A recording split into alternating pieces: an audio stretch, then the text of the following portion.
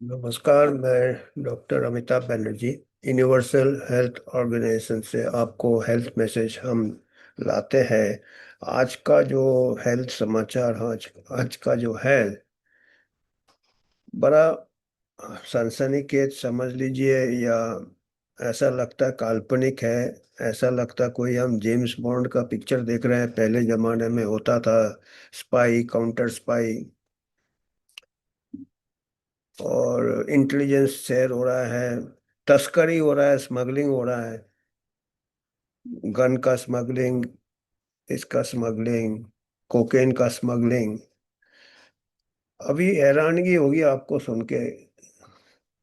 अभी जो एक तरफ तो ऐसा लग रहा है कि आग लग गया है, हंटा वायरस से 3 लोग का देहांत हो गया, बड़ी दुख की बात है।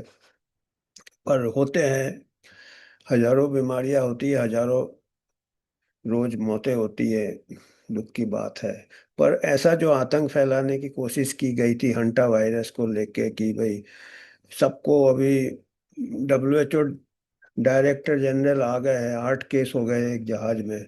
वो पूरे उसके, जब शिप आया कैनरी आइलैंड, वो खुद खड़े होके, तो लोगों को लगेगा कि बहुत बड़ा कुछ महामारी फैलने वाला है, इतना मतलब टॉप के WHO डायरेक्टर आ गए। और ये तो ऐसे महामारियां होती रहती है, चारों तरफ ढूंढो तो मिलेगा। और अभी कॉन्गो में मैं कई बार, हम बता चुके हैं इस प्लेटफॉर्म से कि कॉन्गो का हालत ऐसा है कि गरीबी ही गरीबी है, हेल्थ सर्विसेज नहीं है, कोई पॉलिटिकल स्टेबिलिटी नहीं है। लोग जानवर खाते हैं, उसी जानवर में वायरस है, हेल्थ सर्विसेज में फैल जाता है। तो उसको जब तक नहीं सुधारेगा WHO। और हंटा वायरस को लेके भी इतना ये किया। हंटा वायरस तो होते हैं जहाँ चूहे हैं, चूहे चारों तरफ है। यहाँ तक कि 2 साल, 1 साल, 2 साल पहले या 1 साल पहले जो हॉलीवुड के सुपरस्टार थे जीन हैकमैन, उनकी वाइफ, दोनों मृतक पाए गए थे। डेड बॉडी उनका घर से निकला था, बहुत बड़ा मैंसन था। उसमें जब पोस्टमार्टम हुआ था तो पता चला उनकी जो पत्नी थी जीन हैकमैन की, बॉलीवुड सुपरस्टार, उनकी वाइफ, हॉलीवुड हॉलीवुड सुपरस्टार, उनकी वाइफ को हंटा वायरस से मौत हुई थी, कोई पल्मोनरी सिंड्रोम। उस टाइम तो हल्ला नहीं हुआ था, अभी क्यों हल्ला हो रहा है? क्योंकि अभी वर्ल्ड हेल्थ असेंबली चल रहा है। WHO के जो डायरेक्टर जनरल है टेड्रोस, वो पूरा जोर लगा रहे हैं कि पूरे एक आतंक फैल जाए, जो पैंडेमिक ट्रीटी लाना चाहते हैं WHO, वो साइन हो जाए, एक वो बात है। तो हंटा वायरस फिर वैसे फैला नहीं, क्योंकि फैलता नहीं है वो। हालांकि काफी मीडिया ने भी हाइप करने के, वो अभी वो खत्म क्या, वो चल ही रहा था कि इबोला का ये चालू हो गया। और ये दुख की बात है, इबोला हमेशा होता रहता है।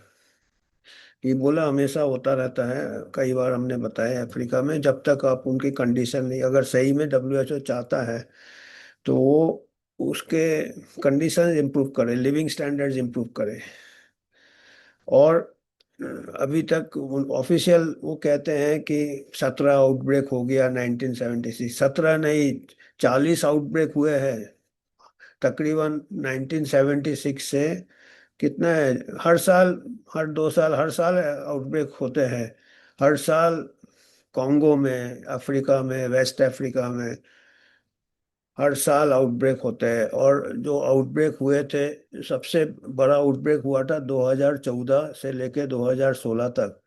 वेस्ट अफ्रीका में 28,600 केस हुए थे, 28,600 केस। और 2 साल में 11,300 मौतें हो गई थी इबोला वायरस से, 11,300 मौतें। बहुत दुख की बात है, कंडीशंस खराब है, पर 11,000, आप नोट कीजिए फिगर, 11,000। और आप अभी गूगल सर्च कर ले, टीबी से कितने डेथ होते हैं इंडिया में? रोज करीब 1,000 डेथ हो जाते हैं टीबी से, ट्यूबरकुलोसिस से, जिसका इलाज है, जिसका सब कुछ है। और 11 दिन में 11,000 मौतें हो जाएंगी टीबी से। यहाँ पे 2 साल में इबोला, मैं ये नहीं बोल रहा कि इबोला वायरस हल्का वायरस है, डेफिनेटली मौतें होती हैं।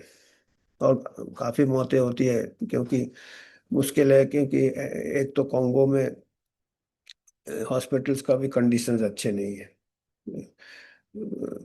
तो ये कोई भी एक डिजीज को लेके नया एक डर फैलाया जाता है, आतंक फैलाया जा रहा है। अभी इबोला को लेके आतंक फैल रहा है कि बस अभी global alert, public health emergency वगैरह वगैरह।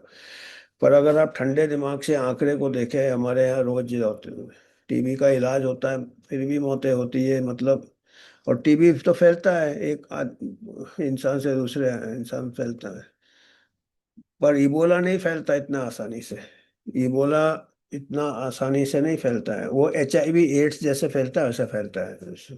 मतलब सेक्सुअल इंटरकोर्स, ब्लड वगैरह, नीडल्स वगैरह एक्सचेंज कर दिया, या ब्लड ट्रांसफ्यूजन, ये बहुत ही डीप कांटेक्ट में, डीप किसिंग, ऐसे आप किसी, और एसिम्टोमेटिक से नहीं फैलता है। और बीमार आदमी इबोला का इतना बीमार हो जाता है कि वो एयर ट्रेवल नहीं करेगा, कहीं घूमने नहीं जाएगा, बिस्तर पकड़ लेगा वो। तो उसके चांसेस है ही नहीं।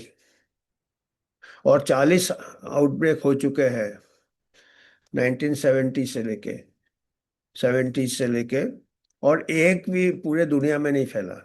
अभी वो युगांडा में फैल गया, उधर ट्रैवल किया। युगांडा सब नेबरिंग कंट्री है, तो ऐसा कोई इसको कि आप बॉर्डर क्रॉस कर लिए, ये क्रॉस कर लिया, ऐसा नहीं है। आसानी से नहीं फैलता ये तो। खैर, हम ये बात एक तरफ हम कह रहे हैं कि ये हो रहा है, एक दहशत फैलाया जा रहा है। और दूसरे तरफ क्या हो रहा है, तस्करी हो रहा है। आपको आश्चर्य होगा, मेरे को भी आश्चर्य हुआ, आज ही मैंने पढ़ा। ये एक रिपोर्ट है जो कि महामारी विशेषज्ञ अमेरिका के, उन्होंने लिखा है, पूरी जिम्मेदारी के साथ लिखा है, पूरा सूत्रों के साथ लिखा हुआ है। फोटो भी दिया है, जो लोग पकड़े गए, साइंटिस्ट पकड़े गए। National Institute of Health, America का जो टॉप है, जिसका एंथनी फॉची के बहुत खास थे वो, नेशनल इंस्टीट्यूट ऑफ हेल्थ। जैसे कई बार हमने बताया है कि national Institute of health, FDA, CDC में सब ऐसे लोग इन्फिल्ट्रेट कर रहे थे, जैसे कि समझ लो जासूस हो एक तरफ से, जो कि फार्मा के लिए काम करते थे। दो, एक तो फार्मा का ये है, बहुत बड़ा लॉबी है।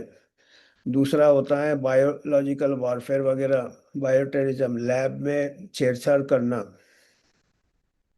वायरसेस के साथ। और जो साइंटिस्ट पकड़े गए, FBI ने पकड़ा है, उनका जो सीक्रेट एजेंसी है, उन्होंने पकड़ा है एयरपोर्ट में, वो लेके आ रहे थे कॉन्गो। और ये जो साइंटिस्ट पकड़े गए, ये कॉन्गो में काम करते थे, इबोला में काम करते थे। और कुछ दिन पहले पकड़े गए, वो वायरस लेके आ रहे थे, और दूसरा भी वायरस लाए थे, मंकी पॉक्स का भी वायरस ला रहे थे। आपको मालूम है, मंकी पॉक्स भी 2 साल पहले इमरजेंसी डिक्लेयर हो गया, टेड्रोस ने कर दिया। क्या कर रहे थे कॉन्गो से, और ये गलत तरीके से ला रहे थे, स्मगलिंग कर रहे, तस्करी कर रहे थे। मतलब कोई US गवर्नमेंट को पता भी नहीं था, और उनको अभी सस्पेंड किया है HHS ने, ह्यूमन और हेल्थ सेक्रेटरी जो है वो। इसका मतलब ये बताता है कि अभी भी जो पुराने लोग हैं, जो ये इस टाइप के हरकत कर रहे थे और एंथनी फॉची के लिए काम कर रहे थे, फार्मा इंडस्ट्री के काम कर रहे थे, पूरा सफाया हुआ नहीं है अभी भी, और हो नहीं सकता है, इनकी जड़ें इतने सालों से हैं। और इत्तेफाक की बात है कि 4 महीने पहले यही जो स्ट्रेन चल रहा है, ये स्ट्रेन का नाम क्या है, बुंडी बुगियो स्ट्रेन, इसी का वैक्सीन बन रहा था 4 महीने पहले। देखिए, ये 4 महीने पहले, महामारी आने के पहले, एडवांस कैसे इंफॉर्मेशन, पेपर लीक, हमने इसके ऊपर एक सेशन किया था कि नीट का पेपर लीक ऐसे ही होता है। वायरस का तस्करी करते हैं, ला रहे थे वो साइंटिस्ट जो इबोला में काम करते हैं। और बिल गेट्स ने $26 मिलियन दिया था सेपी को, CEPI, coalition for epidemic preparation and innovation, जो कि जेरेमी फरार और वर्ल्ड गवर्नमेंट्स ने मिलकर एक ऐसे बनाया है कि हम हमेशा पहले से महामारी की तैयारी करेंगे। अरे भाई, कॉन्गो का हालत हालत सुधारो, और आप वहां से तस्करी कर रहे हैं। वायरस बेचारा, कॉन्गो बहुत ही गरीब कंट्री है, कोई कोऑर्डिनेशन नहीं है, कुछ नहीं, उसको एक्सप्लॉइट कर रहे हैं। वहीं से वायरस आप तस्करी कर रहे हैं, क्या कर रहे हैं वायरस से? या तो आप फार्मा को दे रहे हो जिससे कि अगला स्ट्रेन का वैक्सीन पहले से बना ले, या आप बायोलॉजिकली उसको कर रहे हो। और ये जो साइंटिस्ट है, इनका नाम है विंसेंट मंस्टर। ये scientist gain of function research भी कर रहे थे पहले। जो कि मैंने वायरस को और ये बना दे, जो स्प्रेड हो जाए और ऐसे फैल जाए। तो ये हो क्या रहा है, मतलब इसमें कौन है, सब मिले हुए हैं क्या? WHO, बिल गेट्स, ये सब मिले हैं क्या यार? और ये पूरी कोशिश की जा रही है, जो अभी का जो सेटअप है, CDC, FDA, NIH, जो कि रॉबर्ट F कैनेडी जूनियर, वो कोशिश कर रहे हैं, जो जितने लोग ऐसे हितों का टकराव वाले, फार्मा इंडस्ट्री के टाइज वाले को किनारे रखे, बिगर कोई कन्फ्लिक्ट ऑफ इंटरेस्ट के साथ रिसर्च हो, साइंस हो, उनके अगेंस्ट ऐसा पूरा एक प्रकार से नैरेटिव चालू किया, एक प्रकार से प्रचार चालू किया कि ये एंटी साइंस है, ये अमेरिकन लोगों को खतरे में ले आएंगे।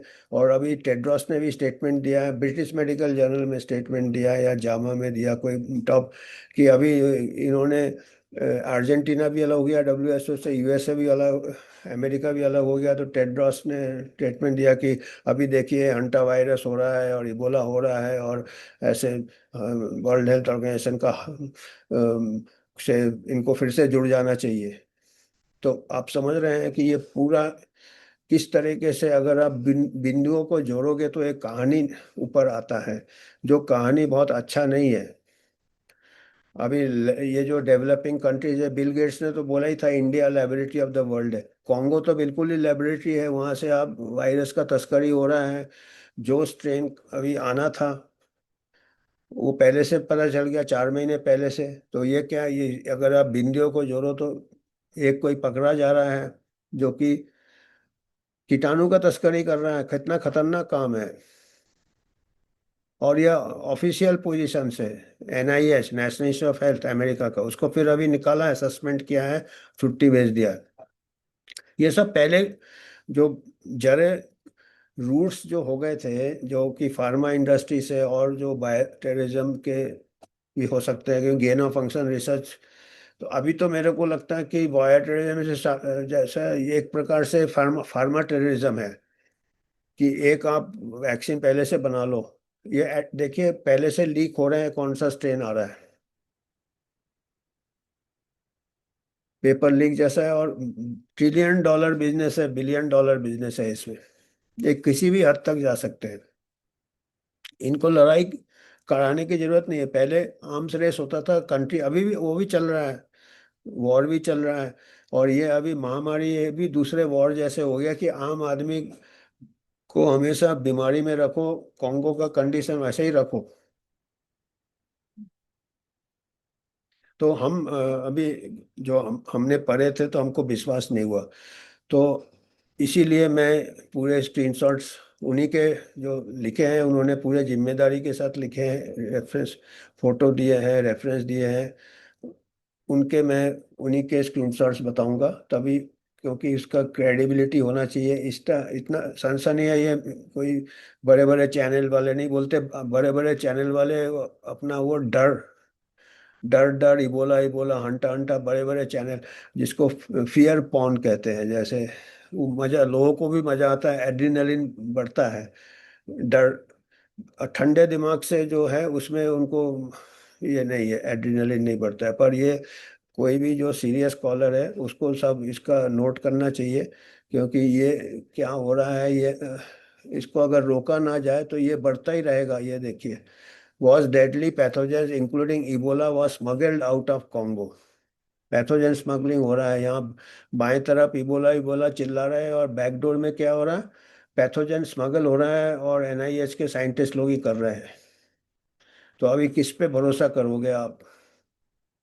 ये देखिए, NIH, National Institute of health, Ebola expert under FBI, federal bureau of investigation, for smuggling pathogens into America from the Congo.